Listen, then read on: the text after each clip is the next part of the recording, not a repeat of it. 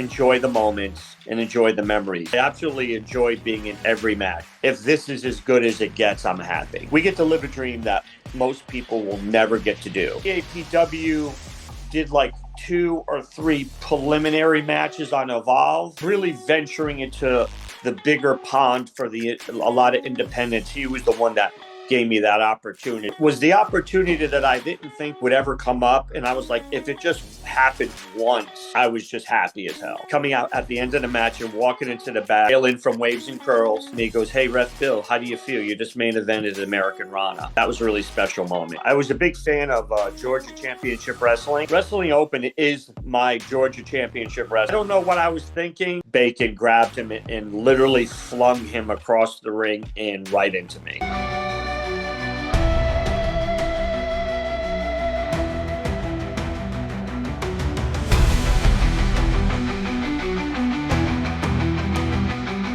Ladies and gentlemen, hosted by Coach C, Chris Sanders, this is Best for Business.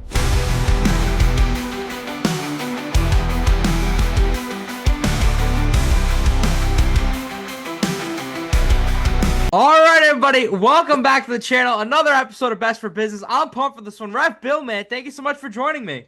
Man, happy to be here. I'm pumped for this one. I've known you for a while, but I'm curious for you, when you talk about pro wrestling, what was it originally that ignited you to want to get involved in pro wrestling?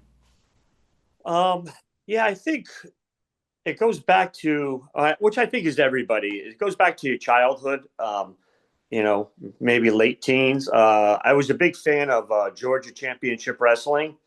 Absolutely was my Saturdays. Would basically work everything around that 6:05 to 8:05. So that was a big part of it.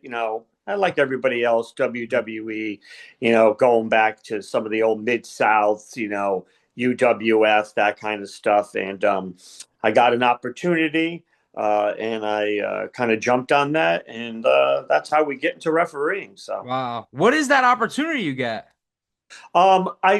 It's really kind of crazy. I was on watching TV, kind of trolling through channels, and I saw Public Access station out of North Haven, Connecticut, and there was a show that still a friend of mine, Jay Williams, did called The Squared Circle, and I was like, who are these guys? Just kind of watching. I was like, oh, they're talking about wrestling.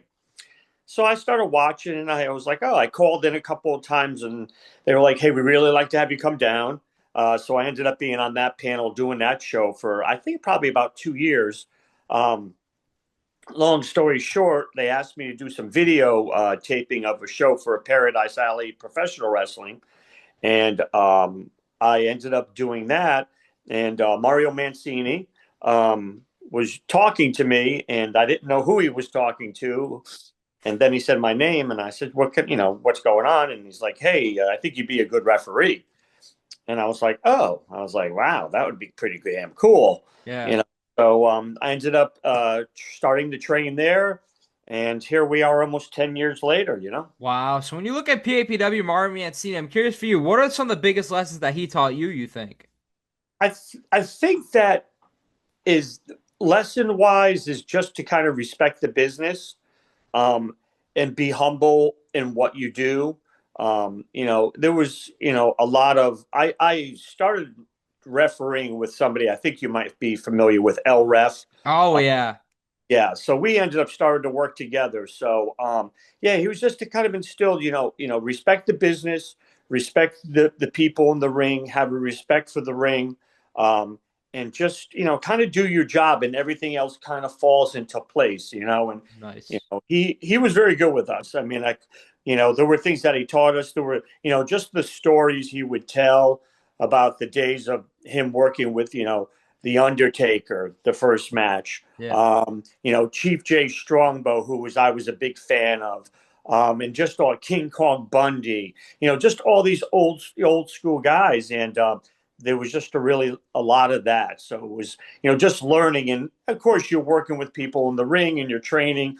But, being in the ring is, for the first time, whether you're training or it's your first match, can be a little nerve wracking. So it gave you that sense of, hey, it's us in the ring with the talent.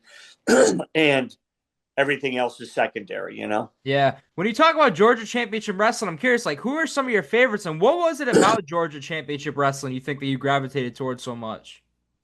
Um, it was kind of funny because Georgia Championship Wrestling was like, and you're way younger than I am, but that's when you had the old school box with this cord, and you had to move the lever on the side to go from one set of the Yeah. stations. And I just ended up hitting on WTBS, the Superstation, on a Saturday, and I was like, wrestling, because I was watching the old WWF stuff, Mhm. and I was like, wow, this is cool because you didn't know anybody. Excuse me. And I think one of the first segments I saw was Tommy Wildfire Rich and Buzz Sawyer. And Wow. Gordon Soley, who I absolutely loved, Hmm. was talking about them fighting from the Omni, in Atlanta. And I was like, the Omni, Atlanta. And then they showed, you're getting that old school video footage from like, the rafters. And I'm watching these two guys go at it. And I mean, I was literally hooked. I mean, I would have, the rare occasion when I had a date when I was in high school and the beginning of college, I would work I'm like, hey, I'm not going to be at your house till 6:30 because I'm watching wrestling. I So, love it. I'm curious for you. Do you remember that first ever match you refed? I do. Yeah, of course I do. Okay. It was with NutriSex and Mateus de Napoli. Nice. And yeah, that was my very first match. I was remember, um, you know, of course, you're ironing your clothes Mhm. and everything, and you're laying it out, and you're like, everything has to be pristine in your thing, and you got all your stuff, and I like to wear wristbands. Yeah. Um, from even when I was a young kid, when I used to play ball, I used to wear them. But yeah, it was really memorable moment. I remember going back and being like, if this is as good as it gets, I'm happy. Nice. But your career goes beyond PAPW, so I'm curious for you. What is like your first opportunity post PAPW? Um, there was a company that I worked for out of Ludlow, I think it might have been. It was Okay. called Battlefront. That was the first time I had ventured out. Mhm. And I lucked out there because there were a lot of workers that worked for PAPW that were there. So, they spoke highly of me, and I was like, Nice. great. So that was my first excursion outside of PAPW. And then from there, it kind of just snowballed. Yeah, I'm curious when you look at your career to you, what would you consider like your first big opportunity in wrestling? Honestly, there's a couple of them. Okay. I would say, which one? This one was kind of bittersweet. I think like my first, I did TOS. I worked for them for a number of years. Great opportunities. Slick Wagner Brown, great guy, was really instrumental. But the big break I got was with him, doing ring crew for Blitzkrieg Pro, Jeremy Leary, and Nice. Bree's, now his wife Bree. Yeah. Uh, and I was doing ring crew. I was there all day, and I was sitting with Wags, we call him, and Jeremy Leary called. He calls me Will, Hmm. which is fine, and a lot of people do. And I'm looking around. I thought he was talking about Will Dogen, who's a friend of mine. Yeah. Looking around, and I'm way in the back, and he's looking around. He's like, "Where's Will?" And Will's like, "I'm here." And he's like, "No, the other Will." And he turns around. He goes, "Come on, get over here." And I was like, "What?" And so I ended up being on that show, and that was subsequently the show I got injured. Wow. I tore up. I didn't tear them, but I severely bruised my quads in the main event, and that was kind of going into the COVID stuff. Hmm. So I was literally out for I didn't hit the ring for almost 3 months. So, How did and the pandemic treat you for wrestling? I think it was kind of the same way for everyone. Okay. Difficult, Yeah. There were shows um, that you did with minimal fans. Blitzkrieg, I remember doing that show. I remember doing a couple other. I did a Blood, Sweat, and Tears when they first started. Harry, out of Bridgeport. Um, it's it was just an odd time, but I Hmm. think that wrestling still running in the limited form from the beginning to when we came out of it was very good for fans. I mean, physically for me, some of us had we have full-time jobs in Yeah. wrestling. So I was working for Amazon, working 60, 65 hours a week. So physically, I think from what I saw is that physically people were not able to get to the gym. They weren't able to train. So, it took a toll on people. And some people, strived and it worked out really well and they came back. But yeah, it took a while to shake the rust off, especially that things accelerated where they're like, there's shows, let's go, let's go, let's go. And everybody's like, let's Yeah. work. Do you remember the first show you had in the pandemic? I think there were a few. Okay. Northeast Wrestling, who Mike, I get to work for him. I think they did like a studio show. I think they did a studio show up Yeah. at the old XWA arena. Yeah. I remember doing that during COVID. Nice. I remember doing shows for PAPW. We did like a lot of Marcel Williams, Showtime Marcel Williams ended up producing, and Nick Payne producing alley fights. So it was like really weird because you were doing stuff and it was like referee, okay, talent, show up, we're going to film the match, and then they would put it out on YouTube or, however they did it, Facebook Live. Were Whatever. like the boys in the crowd, or like it was just you guys and the wrestlers? It was just a wrestler. Yeah, wow. So I'm curious for you, do you have an XWA moment that stands out or a memory? Um, I was the time I started to get to do anything. I know I worked for them once, but the times I was able to try to work for them is when I was injured during that 3 month, 4 month period. I mean, I didn't step into a ring for 3 months. Okay. Then that was very limited. So yeah, and I was, told, don't go in the ring by the doctors, but then had a number of wrestlers are like, just relax, Nice. don't worry about anything, so.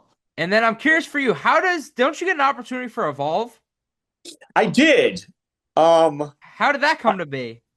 There was a show at the middle school in East Haven, Connecticut, Malillo, which I still have a problem pronouncing. And they worked something, I think it was with Gabe Sapolsky, with Mario Mancini and Paul Roma, where PAPW did like 2 or 3 preliminary matches on Evolve. And then Evolve ran right into their regular showing. So nice. I'm curious for you. Do you remember your first interaction with Kevin Quinn? Yeah. Yes, I do. Well, I met Kevin at a PAPW show, and I went up and I was like, I said, "Hey, nice job. I'm Bill. Nice to meet you." I wasn't a referee. I was just a fan. And I said to him, he might not remember this, but I said to him, I says, everybody needs to say hello to the referees. I said, you do a great job. He's like, oh, thank you. And I would see him at, Northeast Wrestling shows and around. I'd always make sure I went up and said hello to him. And then, I was so lucky to get, he gave me probably really venturing into the bigger pond for a lot of independents. He was the one that gave me that opportunity, so. Nice. How does Beyond Wrestling come to be for you? That's perfect segues. So nice. It was really, yeah, because I had worked with him a few times, and he always told me, he said, just keep on doing what you're doing. You're a hard worker. He said, you're a good dude. He liked the fact that our birthdays kind of intersect. So at one point, I'm older than him. So he liked that piece. And he called me. I remember distinctly, I had moved into a new house. I was doing a few things. And he had called me and said, hey, I got an opportunity. Are you, might you be available? And I said, yeah. He said, I said, this is what my work schedule. He goes, oh, I don't know if that's going to work. And I said, yeah. Well, I says, what show is it? He goes, oh, it's on a Thursday night. I says, oh. I said, I don't work Thursday nights. Nice. And he was like, oh, okay. And he said, yeah. I says, I'll get back to you. And he said, hey, he messaged me back. He said, hey, bud, you're good to go. And I says, "Oh, where is it and what's it for?" And he sent me a message back, text message. He goes, "It's for Beyond Wrestling. It's in Worcester, Massachusetts at the White Eagle." And I messaged him back. I go, "You mean Beyond Beyond?" And he goes, "It's Beyond Wrestling." And I was like, so I remember distinctly sitting in my car and calling two friends of mine. I'm like, "You're never going to guess what just happened." Nice. And I was so pumped, so excited. And it was a great opportunity. You know, it was the opportunity that I didn't think would ever come up. And I was like, if it just happened once, I was just happy as hell. Yeah. Is there a Beyond Wrestling moment or match that stands out to you that you get to be a part of? Yeah, really, there's so many. Yeah. I mean, I've gotten to literally, I think there's been so many matches. I've gotten to work with so many great people, but I think the one moment that I would have to say was like one of my bigger moments there was Americanrana. And I got to work the main event with Wheeler Yuta and Timothy Thatcher. Nice. And I just remember, I don't know how it came about because I'm very easy. I kind of pride myself in Scott Robinson, who I've been working with for so many years now. He always tells me, he goes, "You're just the easiest ref to work with." Because I'm Nice. like, "Hey, listen, what everybody's looking at," I'm like, he'll say something where, is there a favorite match? I'm like, they're all going to be great matches. And I just remember that day looking and Scott going, "Hey, there's the main event open." He goes, "I put you in the main event."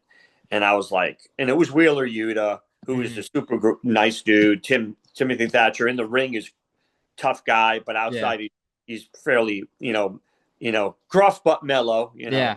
Um, and I just remember coming out after the match. I was so nervous coming out at the end of the match and walking into the back, and Jalen from Waves and Curls and looks at me and goes, "Hey, Ref Bill, how do you feel? You just main evented Americanrana." And I saw Willow Nightingale, and she smiled, and she was just like, she goes, "Nice job." And I was just in the back. I was like, wow, Yeah. so yeah. And there's just so many other special moments that I've had, like from, beyond, Wrestling Open. Yeah. I remember one of my favorite matches up there was the one I just mentioned, but Miracle Generation against the Haven Hmm. Wrestling Open. That was a great match, and I've known all those kids since they first started. So that was a really special match. Those are, I tell them, I go, "You guys are like my kids." Yeah. That was a really special moment. So yeah, there's a lot of great stuff. Yeah. I really can't complain. I absolutely enjoy being in every match. I'm Nice. having a blast. When you first started to get involved in wrestling, did you originally have any goals, or you were just doing it because it was something you loved? Um, I think sometimes, I realized I was starting fairly late in my Mhm. career, actually very late. Yeah. It was I've been told that no one starts as late as you did. It's an anomaly. And I was just like, hey, I just wanted to have one match, and maybe, work, some shows and be like, hey, it was something I did. It was awesome. Have some really great moments. So yeah, it just kind of took off, and I just kind of said to myself, you'll often hear me say is, enjoy the moments and enjoy the memories. And so that's how I just look at everything. I'm like, whatever comes out, you know, this is going to be a fun time, or this is going to be a nice memory, or this was a nice moment. And so I just kind of ride in that wave. As long as that Nice. wave goes and crests, if it dips, I'm just hanging on and just surfing it for as long as I can. Nice. So. When you talk Wrestling Open, for you personally, what's it like to be a part of Wrestling Open? Obviously, a lot of indies, they run once a month, maybe once every other month or something like that. But Wrestling Open every single week for you, getting those reps, what does that mean to you for Wrestling Open? Um, well, I've said this a number of times. Wrestling Open is my Georgia Championship Wrestling, Nice. is my Mid South Wrestling, is anything Mid South, Mid Atlantic, the old NWA shows. It's like that's like my weekly show. So it's like that's I look at that and I'm like that's a special thing too. And it's like when Drew or DC was presenting that to people, I said to him, I don't care what goes on. I'd like to really be a part of it. whether, whatever it was, I was just like, I want to be part of it. And, I had a good opportunity. And he's like, you continue to come to the show until I tell you not to. And so, yeah. So, and I go, it's weird because I look at it and I know it's been a number of years, but it just seems like I've been doing it for forever. And it's just a great time. It's a Nice. great locker room, talent wise. I mean, it's just a Yeah. ton of talent. It's just, if you look at what's come out of there over the last, 4 years, I give credit where credit's due with Drew. Paul Crockett has done an amazing job up there, although he likes to give me a really hard time. And, he likes to push me around, but he's a good dude. And he puts up with a lot of stuff. I mean, Nice. Yeah. just the detail that he puts into shows and the overall care, just looking at it, it just, it's an amazing thing. And it runs. Yeah. And people understand it runs well. Everybody understands what the expectations are and getting in and out. And, some days it's, listen, pro wrestling's a grind. Yeah. People are, driving 4 or 5 hours to get to a show and then driving home for that opportunity. So I look at it and I tell people it's just like, it's a sacred thing that we get to do. We get to live a dream that most people will never get to do. Mm-hmm. And I says it and to cherish that moment. And again, I'm a little bit older, to cherish those moments. So it's, Wrestling Open is just, it's a lot of fun. Yeah. It's work and it's hard, Yeah. but it's like, it's enjoyable. And when you're driving home, you're like, oh my God, that was so awesome. And I think, I'm lucky because I have a few friends that I call that are not in wrestling and they're like, oh my God, that's so cool. Oh, Nice. this is cool here. Oh my God, how is this person? Are they a nice person? I'm like, yeah, they are. In the ring, they're mean, but outside they're not, so. Yeah. What's your drive to Open? How long? I think it's about an hour and 35 minutes. Okay. Yeah. Nice. So that's it. I've worked for a number of companies where I was a regional director or regional manager. Yeah. So an hour and a half, I was like, that's really not that hard at all. Yeah. 2 hours is not that hard at all. So. Yeah. I'm curious. You said a key word. Is there a moment or memory that sticks out in pro wrestling grind? Yeah, there's a number. Listen, pro wrestling grind is a lot of fun too. And again, I luck out because I would say every locker room I work in is pretty good. Nice. And the same thing in there, a pro wrestling grind. Rip and Delmy do a great job. Let's see. I think one of my favorite moments there was probably a non-wrestling moment. Mm-hmm. When my birthday happened to fall on a show date. And I didn't realize it then, but they were trying to manipulate me to get out there. And I had Marcus Mathers and Becca sing me happy birthday with the crowd. Nice. And I was like, that was pretty special. And I appreciated that so much. Yeah, I mean, I've had a lot of fun up there. It's just, there's really not, they run a smaller card, which is great for the fans. Yeah. And they run like a different style. But yeah, there's just a lot of great matches up there. It's like, I used to watch, Rip and Delmy as a fan, so it's like, that's a big thing. And again, I'm still a fan in there. Yeah. So sometimes I'm running around. I'm like, oh yeah, you're working, you're a referee. You need to get moving here. So yeah. Well, I was going to some of these shows that you're a ref, and so the fact that I could say I've called shows that you're on, man, it still doesn't feel real to me. Yeah, we are very lucky. I think we need to understand that. It's like just sitting back and like even this moment here, I told my daughter I was going to do a podcast and she's just smiles and laughs. She's like, have fun, or someone's like, what are you doing? I'm like, I got a busy day. I got to go to the gym. I got to get, some of my cardio in. And it's like, I'm doing a podcast. They're like, oh my God, that's so cool. I'm like, yeah, it's pretty cool. So yeah, I'm curious for you. I'm curious to know the backstory. What is like the idea behind? And I forgot when it happened. Not too long ago, you were taking flight at Blitzkrieg. You see you in the air. Yeah, I don't know what I was thinking. Sometimes things, emotions take over and crowd, and something happened. And before I knew it, I was looking around. I'm like, what am I doing up here? And then I said, one way down. Let's go, and that was it. And then I snapped back to reality. Yeah. Back in the ring and was like, okay, we're never doing that again because I survived. And I was like, Yeah.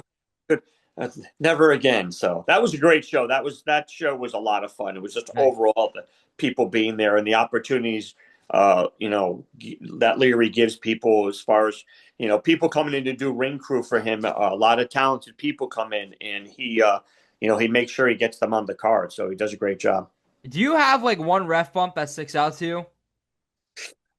Um, I would have to say, yeah, a lot of them stick out because they usually stick out on Monday or the day when I'm like, oh my God, that was horrible. Yeah. I think the one that sticks out the most was at Wrestling Open, and it was with Ichiban and Brad Hollister, Big Bacon, Mhm. and Ichiban does a run up on the ropes and he grabs the arm and he does, I think, like a Hurricanrana out of there. Although I'm not sure if I got the right move in there, but Bacon grabbed him and literally flung him across the ring and right into me. Wow. Oh, knocked me, and the crowd went. From what I remember, the crowd went nuts. And after, people were like, "That must have hurt so much." And I was like, "Yeah, I'm a little banged up." And Drew said he saw it and he came over, but then went back and looked at his computer to see what happened and was like, "Wow, that looked amazing." And I was like, "Yeah, it didn't feel amazing, but it was." What is your first interaction with Gina Monti? Um, she was asking me for spare change one day. She's like, "You got any spare change?" And I was just like, "Listen, lady, get away from me." Yeah. So I met Gina um, through we were both fans at Northeast Wrestling, Okay. and I had met her briefly through there. And then I started training to be a referee, and I was doing refereeing. And then I ended up doing training day for Test of Strength. Hmm. And I'm not sure how she got into it there, but probably along the same lines as how I got into it. And she ended up starting to referee there, and that's how we kind of connected. And she was like, any pointers? I'm like, I'm at this point, I'm telling you everything I know because I Yeah. don't think I know as much as anything. Yeah. And so we started working together there, and that's how the relationship kind of came to fruition. And yeah, she Gina's a very nice person. She's a Yeah. good person. She likes I like to give her a hard time. She gives me a hard time. And we've traveled together, I don't know, probably 100 times. So yeah, we'll be doing Americanrana together. We've Nice. done it a few times. We've done a number of Beyond shows. Nice. She worked with IWTV. She put together a tag team tournament. Um, and Wow. and that was a couple of years ago, and she had me involved in that. She's like, I really want you involved with it. And she would tease me. She goes, yeah, you're the referee I could count on to make sure they follow the rules. She had some very specific guidelines for rules, Mhm. some old school stuff that I really liked. And so, yeah, Gina's a good person, very good Nice. person. I'm curious for you when you look at your career, who are like your biggest mentors? um, I would have to say that I've been very lucky. I've gotten to work Kevin Quinn. Yeah. Obviously, I'm giving him a plug so he doesn't look at the podcast and think, "Hey, you didn't mention me, brother." I'm recording with him. I'll have you be a topic for his too. That's it. That's it. I should do a drive by on I'll his. send you the link when I'm recording with him if you're free 100%. I'll pop in and be Yeah. like, "Yeah, you're older than me now." Um, but Kevin, um, Vinny Lax, who do you know who Vinny is? Yeah. Yeah, Vinny, who I work with quite a bit. Good dude. Like I'll ask him certain questions. Um, I've been lucky. I've done a few of Bryce Remsburg's Nice. um, seminars.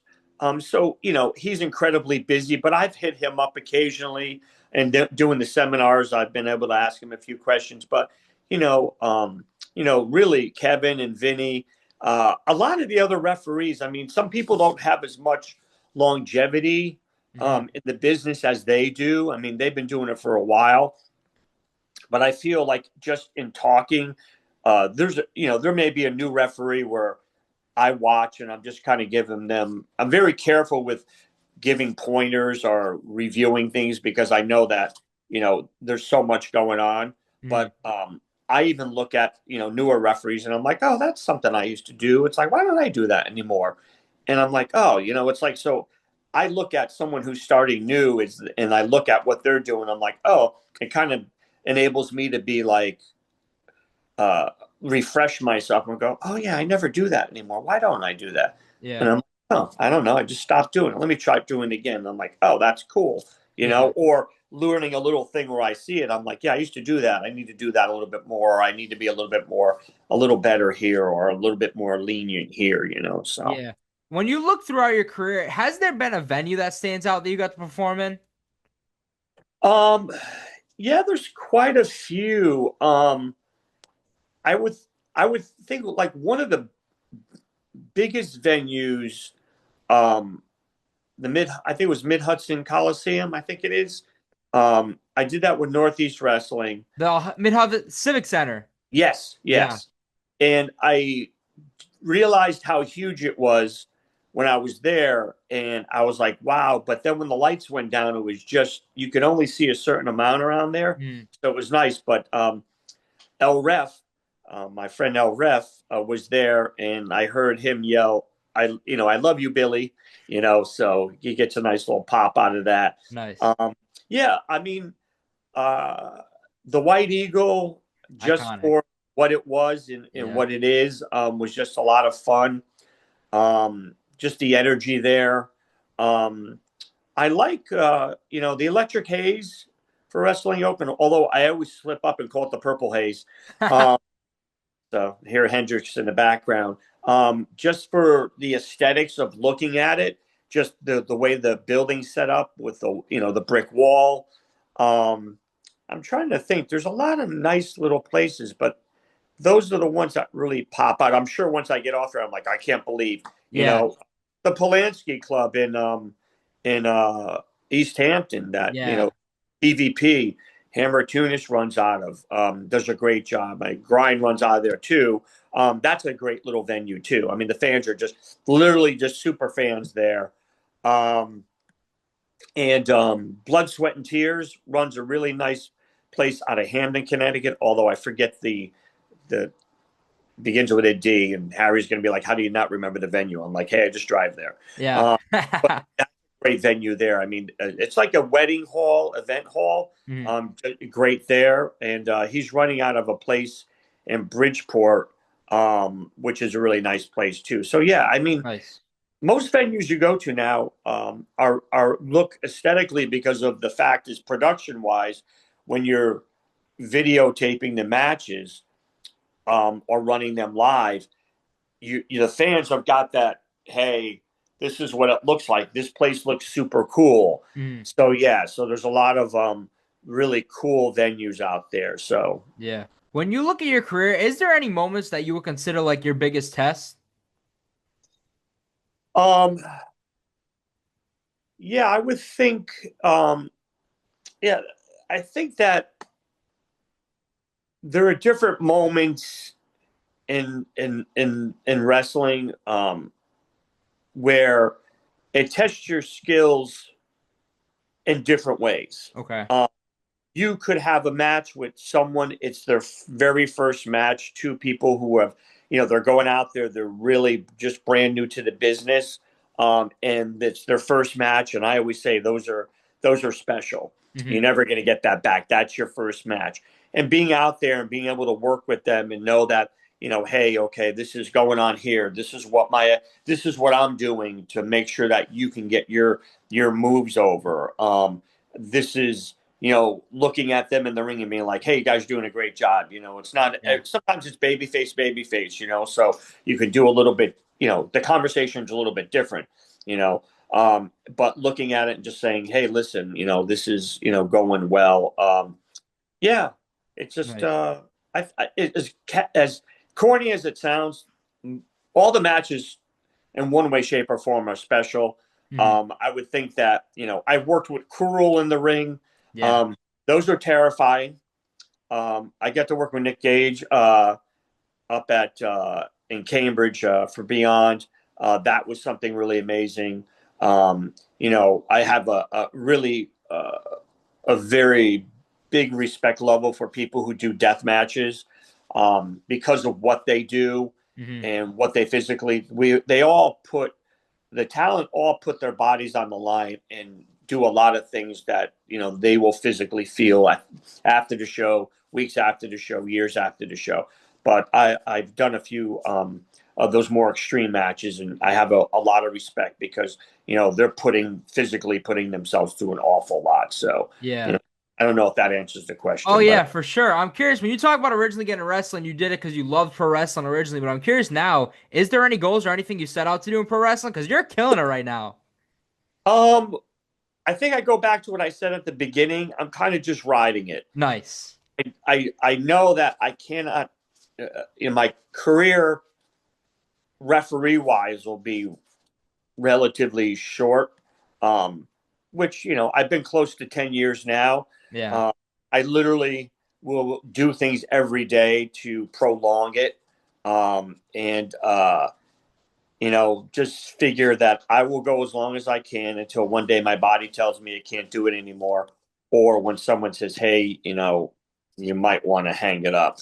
I don't think that'll ever happen because I think I look at it as Barry Sanders when Barry Sanders went out. Wow, yeah. Yeah. See, I'm giving you all this good stuff as a coach, Yeah. but it's like I watched a documentary on him and I was like, you know what? He went out on his terms.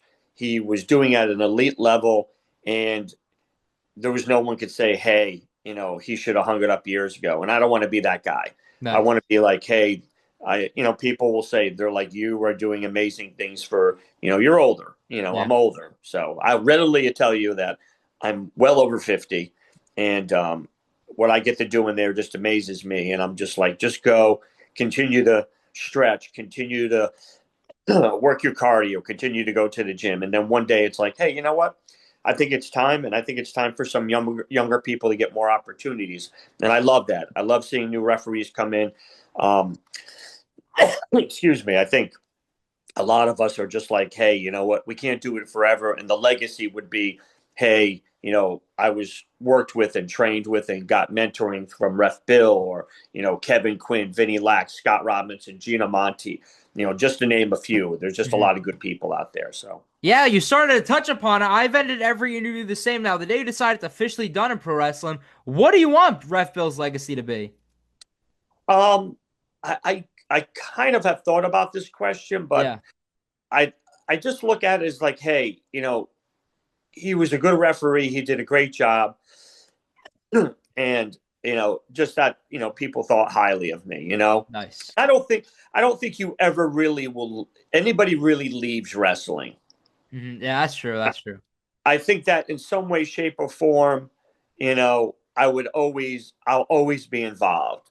Whether it's, I'm 80 years old and I'm going and bringing the bell and they sit me there and they're like, ring the bell. And I'm like, ding, ding. Or, I do some color commentary somewhere, or sometimes I just go and see and watch. And, I think I've set up the table where that, when I do have an opportunity to maybe pull back on the throttle a little bit, that I'll still have that opportunity to be able to go to shows and go into the locker rooms and help out. I mean, listen, there's still, just being in the ring is not the only thing. It's like there's so much else to do, and this because you've been around and you've been in, locker rooms and very highly respected, is that sometimes it's just a little stuff you can do where like, hey, I need you to go and get the microphones and I need you to communicate this message to productions and music. It's having that person.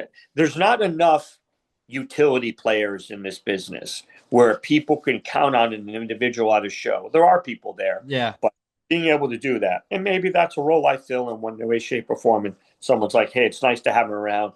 He's a good guy in the locker room. He's respectful, and the boys like him and gals. So. Yeah, Ref Bill, thank you so much for doing this, and thank you for everything. I said it before, it's crazy. I used to watch shows that you were reffing, so the fact that I can help on shows that you're a part of, man, it means the world. So thank you for everything.